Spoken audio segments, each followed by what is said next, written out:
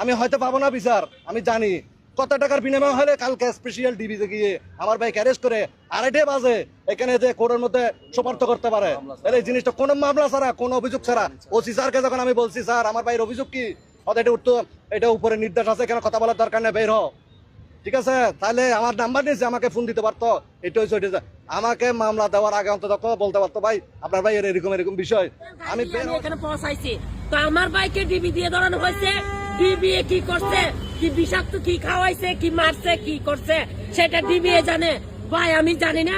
আমি সুষ্ঠু বিচার চাই, আমি সুষ্ঠু তদন্ত চাই। আপনার ভাইয়ের শরীরে কোনো আঘাতের চিহ্ন দেখছেন? না, আমি কোনো আঘাতের চিহ্ন দেখি নাই। আমার ভাই হাসি খুশি, আমার ভাইয়ের সব ফুটেজ, কিছু সব ভিডিও ফুটেজ আছে। আমার ভাইয়ের সুস্থ সবল মানুষ। আমার ভাইকে আমি কলা খাওয়াইছি, আমার ভাইকে আমি বন খাওয়াইছি, আমার ভাইকে আমি ভাত খাওয়াইছি, সবকিছু খাওয়াইছি। আমার ভাই মারা গেছে কয়টার দিকে শুনছেন আপনারা? আমরা 7টায় শুনছি।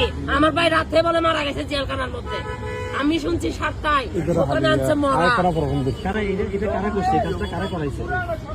এই কাজটা করাইছে আরিফ, মোহাম্মদ আরিফ, বাপর নাম খালামিয়া মোহাম্মদ আরিফ, বুঝছেন? বহুতবার চেষ্টা করছে, ওনারা সন্ত্রাসী দিয়ে উঠে নিয়েছিল, চেষ্টা করছিল হত্যা করার জন্য।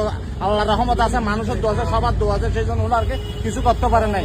আজকে স্পেশাল মোটা অঙ্কের টাকার পরিমাণ দিয়ে সিটাং থেকে ডিবি পাঠাইয়ে সাতখানিয়াতে নাই। সাতখানিয়াতে কোনো আইন শৃঙ্খলা ছিল না। উনি যদি আসামি হতো ওনাকে থানা নিয়ে অ্যারেস্ট করার কোনো একটা কথা ভাই, আপনাদের কাছে একটা সুষ্ঠু বিচার হয়েছে, যেমন বুঝছেন এই আরিফের হত্যায়, মানে আমার বাতিজিয়ার হত্যার বিচার চাই।